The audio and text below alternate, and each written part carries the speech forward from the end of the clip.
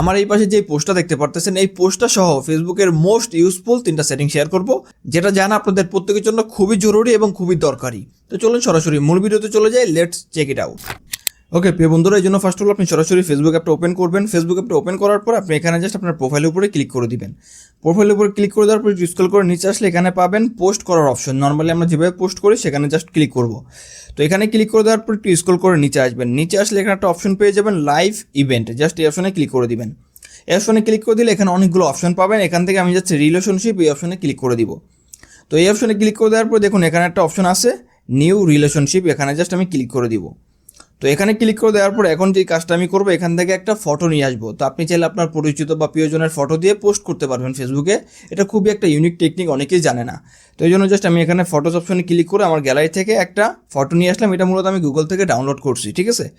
তো জাস্ট এখন এই যে এখানে আছে নিউ রিলেশনশিপ, এখানে জাস্ট আমি দিব ইন এ রিলেশনশিপ। তো আপনাদের মতো করে আপনি কাস্টমাইজ করতে পারবেন, সমস্যা নাই। তো আমি দিলাম ইন এ রিলেশনশিপ, ঠিক আছে। তো এটা আমি দিয়ে দিলাম। তো এটা দিয়ে দেওয়ার পরে এখন আপনার যার সাথে রিলেশনশিপ আছে আপনি চাইলে তার আইডিটা মেনশন করে দিতে পারবেন। এই জন্য জাস্ট এখানে যে অ্যাড এ পার্টনার এই অপশনে ক্লিক করে দিবেন। এখানে ক্লিক করে দিলে সে যদি আপনার ফেসবুকের সাথে অ্যাড থাকে তাহলে তার আইডি চলে আসবে, অথবা আপনি এখানে সার্চ দিয়ে তার আইডিটা খুঁজে বের করবেন। তো খুঁজে বের করার পরে তার আইডিটা আপনি অ্যাড করে দিতে পারবেন। তো আমি এখানে জাস্ট কোনো আইডি অ্যাড করবো না, আমি জাস্ট আপনাদেরকে দেখাই দিলাম। তারপর এখানে আছে ডেট, আপনি চাইলে ডেট দিতে পারবেন এখান থেকে ডেটটা সিলেক্ট করে। তো আমি জাস্ট বাই ডিফল্ট যেটা আছে সেটাই রাখবো, আপনি চাইলে আপনার মতো করে চেঞ্জ করে দিবেন। তারপর এখানে আছে সে সামথিং, এখানে আপনি কিছু লিখে দিতে পারেন। তো আমি যদি এখানে লিখে দেই, ঠিক আছে, আমি জাস্ট এখানে আপনাদেরকে বোঝানোর সাথে একটা টেক্সট লিখে দিলাম। তো আপনাদের ইচ্ছা মতো আপনারা লিখে দিতে পারবেন, অথবা যে কোনো পোস্ট এটার মাধ্যমে আপনারা করতে পারবেন, যেটা দেখতে কিন্তু খুবই আকর্ষণীয় হবে। তো জাস্ট আমি সব কিছু দেওয়ার পর এখানে নেক্সটে ক্লিক করে দিব। তো নেক্সটে ক্লিক করে দেওয়ার পরে আমি জাস্ট এটা কাউকে আপাতত দেখাতে চাচ্ছি না, ভিডিওর পারপাসে যেহেতু আপনাদেরকে দেখাচ্ছি এই জন্য জাস্ট আমি অনলি মি করে পোস্টটা করব। তো আপনারা তো অবশ্যই পাবলিক করেই পোস্টটা করবেন, যেহেতু আপনারা সবাইকে দেখাতে চান। তো যাই হোক, এখন জাস্ট আমি এখানে পোস্টে ক্লিক করে দিব। তো এই যে দেখুন আমার কিন্তু পোস্টটা এখানে চলে আসছে। তো এইভাবে কিন্তু আপনি খুব সহজে এরকম আকর্ষণীয় পোস্ট করতে পারবেন, ঠিক আছে। তো এইগুলো প্রথম বিষয়। দেন নাম্বার 2 যে বিষয়টা আপনাদেরকে দেখাবো, আপনারা অনেকে আমাকে বিভিন্নভাবে কমেন্ট করেন যে ভাইয়া আপনি দেখি ফেসবুকে একটা স্টোরি দিলে সেটা সরাসরি ইনস্টাগ্রামে পোস্ট হয়ে যায়, ইনস্টাগ্রামে গিয়ে আর আপলোড করতে হয় না বা পোস্ট করতে হয় না। তো এই কাজটা আপনিও করতে পারবেন। এই জন্য আপনার একটা কাজ করতে হবে, সেটা আমি দেখাই দিচ্ছি। এখানে আমি জাস্ট স্টোরির উপরে ক্লিক করে দিব। স্টোরির উপরে ক্লিক করে দেওয়ার পর এখানে ডান পাশে দেখবেন উপরে সেটিং এর একটা অপশন পাবেন, অথবা আপনি যেখানেই পান সেটিং এর একটা আইকন পাবেন, এখানে ক্লিক করে দিবেন। তো এখানে ক্লিক করে দেওয়ার পরে দেখুন এখানে অলওয়েজ শেয়ার টু ইনস্টাগ্রাম।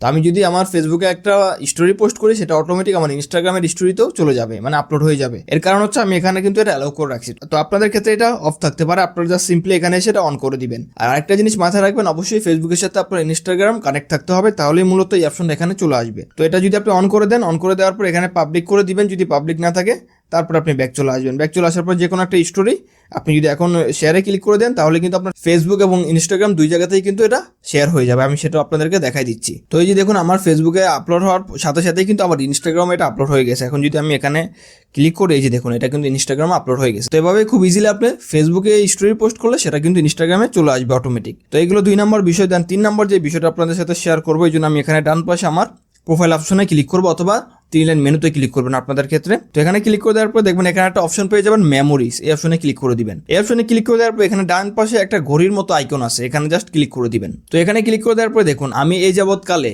ফেসবুকে যত স্টোরি পোস্ট করছি সবগুলো কিন্তু এখানে দেখাচ্ছে। নর্মালি একটা স্টোরি পোস্ট করলে সেটা কিন্তু 24 ঘন্টা পরে অটোমেটিক রিমুভ হয়ে যায়। তো সেক্ষেত্রে আপনি যত স্টোরিগুলো পোস্ট করেন না কেন সবগুলো কিন্তু আপনি এখানে এসে দেখতে পারবেন যে কয় তারিখে কোন স্টোরিটা আপনি পোস্ট করছেন। তো অনেক সময় আমাদের কিন্তু স্টোরি পোস্টগুলো প্রয়োজন পড়ে। তো এই যে দেখুন আমার কিন্তু সকল স্টোরি আমি এখানে দেখতে পারতেছি। তো এটার মাধ্যমে দেখতে পারবেন।